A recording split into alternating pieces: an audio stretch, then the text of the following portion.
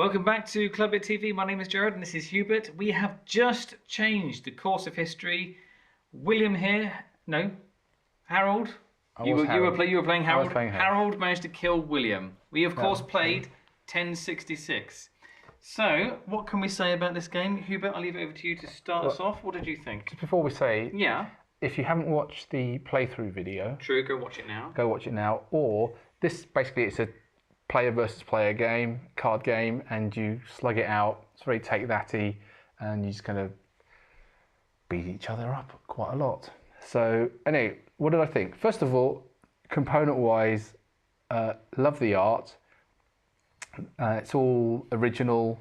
Yeah, it's just very, very nice. Even the backs of the cards are nice. Lots of cards are nice. The only thing that I don't like about this game is the graphic design. The banners and stuff like that on the cards themselves. They're fine. These bits are fine, but you've got the text was far too small in some places. Like trying to read some of the small little the rosettes said minus this if you do this.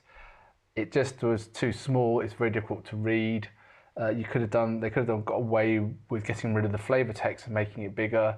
But apart from that, it's fine. Looks very good, but not quite that finished professional production quality. Anyway. As in, it looks like it was done on a home computer kind of thing. But apart from that, I really like the artwork. I like the characters that are in them. I like the pictures that were used in them. Yeah. Some of the artwork appears as if it's, particularly on the front of the box here, almost looks as if it's been blown up too big. So it can look almost a bit too granulated. Yeah, there's another thing I'd say is the card quality is good, the component quality is good. These are really thick, and I really like the tokens for both sides. Yeah, they were really good components. Yeah, so the only thing that I'd also say is this box is unnecessarily large. All you've really got are 2 decks of cards and a few tokens. Yes, considering you've just got these 2 decks inside this box is way too big. Yeah, you could probably be a third smaller and it'll still be fine. I know why publishers want to do this because they want it looks really big on a shelf and stands out, but really, no. Really, no. No, please. But how did it play? I mean, they had elements of it. If anybody's played Lord of the Rings, the living card game, you'll notice quite a few similarities to it with regards to you need to overcome the objective cards and siphon through the objective cards. Different ways to win though, which I quite like. So tactically, you could try, if you're lucky enough to get the cards come up in your deck, you could try to go for taking out the leader. Which is in the end, even though it was a very, very close game, that's the way you took me out. You took out William. Yeah, that's spoilers. Spoilers. But apart from that, you can also just do the thing where you finally get to Hastings and you have the battle at Hastings and you try to, out of the 3 wedges, they're called, you try to be the first to take down military was 2 wedges. Or using your zeal to win it over. Yeah. So I quite like the fact that there is a bit of choice in it. You're thinking if you're slipping behind on getting to Hastings, a bit of a race for Hastings, if you're slipping behind there, hopefully if you've got the cards, you can instead try to attack the main leader instead. And take There's a lot of toing and froing in the game. So there's one bit where you brought out the most expensive characters of 5 cost. Yeah. Jared brings out a 5 cost character. Didn't even get to use it. Yeah. I played a card that just gets rid of it. Just kills when it comes out. It just kills your 1 unit. So I killed his most expensive unit. So there's lots of different cards in there. There's ones that you can use to help you recruit more cards. There's ones that can help you to overcome the objectives, and there's ones that do the take that element, as you said, of actually attacking your opponent and whittling down their cards or setting them back a little. So it's nice that you've got this kind of, as you say, there's different ways of approaching the game. Yeah. And just annoying your opponent, just sort of a war of attrition, really, just trying to scupper their engine, their ability to deploy cards and to do certain things, then yes, it's... So I like the gameplay. The gameplay is really good. Yes. I like the, all the cards are different, etc., and different ways of playing the game. What I didn't like though is we played a game before we played our playthrough that we videoed, and I was very, very unlucky. I didn't get to have any useful cards that you need to start the game with to help build your engine a little bit. Didn't get any of them. Yeah, about halfway through, yeah. Yeah, but I got halfway through my deck before I started getting anything I wanted. In the meantime, Hubert here was about one card away from reaching Hastings. Yeah, I was just chugging along. One objective away. So I was way too far behind to do any kind of catching up, whether that was attacking your leader or trying to catch up to you at Hastings. So for most of the game, I could tell straight away, I'm not going to win this. Yeah. So it wasn't a very enjoyable experience for me. But the one you saw us video through was quite a close game. Yeah. I quite enjoyed that. Now, if you can guarantee that you were going to have a close game every single time, then it'll be, for me, I'll be like, oh yeah, I happily play this game again.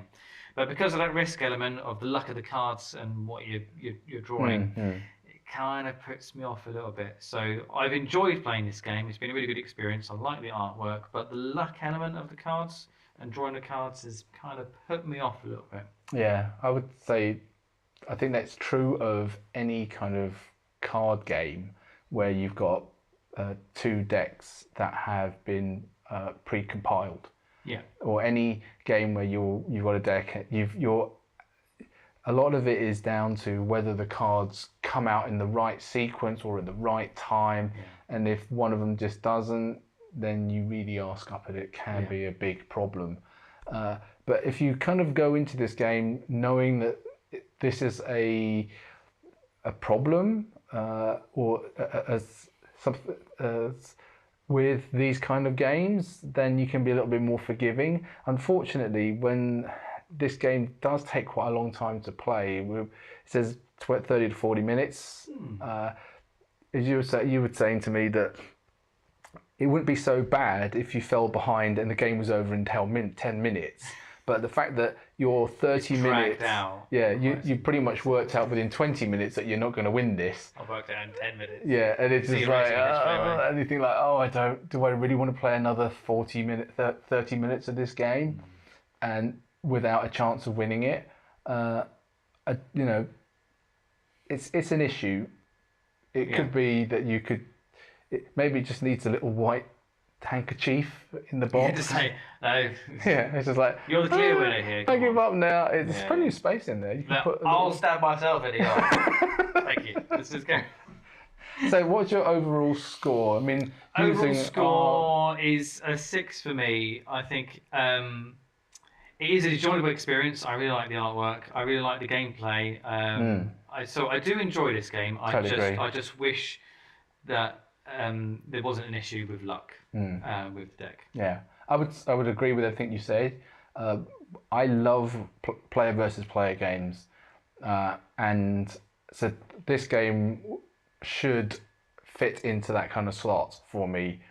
But because there are other games that I've got and I have played that just kind of work a little bit better than this game in terms of the time element. I don't mind you're way ahead, there's no way I could win this game. But as long as the game is over within 10-15 minutes, then I can say, okay, let's play again. And just hopefully this time the cards come out in my favour.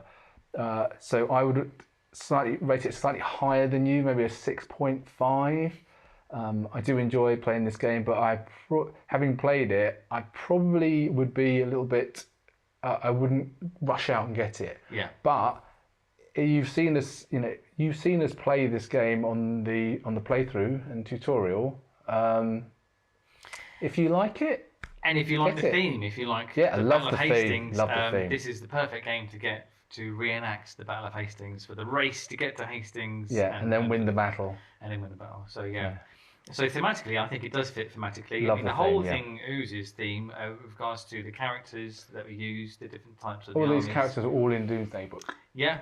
So absolutely. So there is theme oozing throughout the whole entire thing. So perfect game if you're into 1066 Battle of Hastings. Okay. I don't have anything else to add. So thank you very much for watching. Stay tuned, and we'll get you some more content soon. Thank you very much. Take care. Bye. Bye.